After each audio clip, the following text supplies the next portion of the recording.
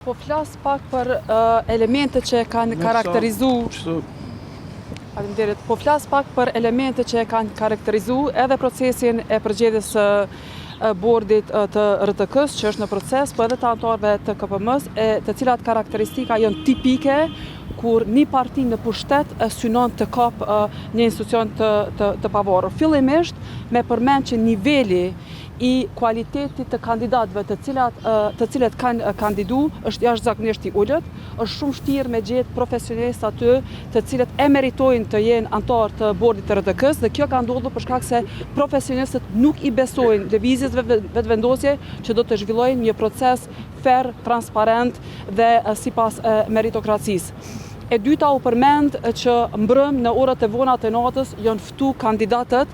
për të ardhur sot në intervistë. Kjo është përqeshje me procese të rëndësishme demokratike që ky kuvend është i thirrur të zhvillojë. Ta ftosh një person që do të shërbej 3-4 vite në RTK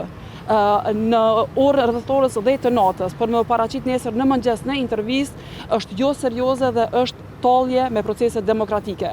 Pastaj kemi standarde të shumëfishta, një kandidat favorizohet sepse qartësisht publikisht dihet që është pro vetëvendosje dhe dikush tjetër përjashtohet për shkak se po ashtu dihet publikisht që anon nga opozita, ndonse një gjë e tillë është e kundërligjshme. Me shumë keqardhje tregoj këtu para juve që disa prej deputetëve të lëvizjes vetëvendosje janë takuar në kafeteri me kandidat për anëtar bordi të RTK-s. Një gjë e tillë është e papranueshme sepse një person që bëhet anëtar i bordit të RTK-s nuk mjafton vetëm të jetë i pavarur, ai duhet të duket i pavarur në publik, dhe takimet me deputet të lëvizjes vetëvendosje nëpër kafeteri përderisa po zhvillohet procesi tregon për pazaret të cilat janë bërë para se ky proces të zhvillohet. Shqyrtimi i dosjeve dje është bërë vetëm për sa për syje dhe faqe, dhe besoj që kjo ishte qëllimi pse lëvizja vetëvendosje i largoi kamerat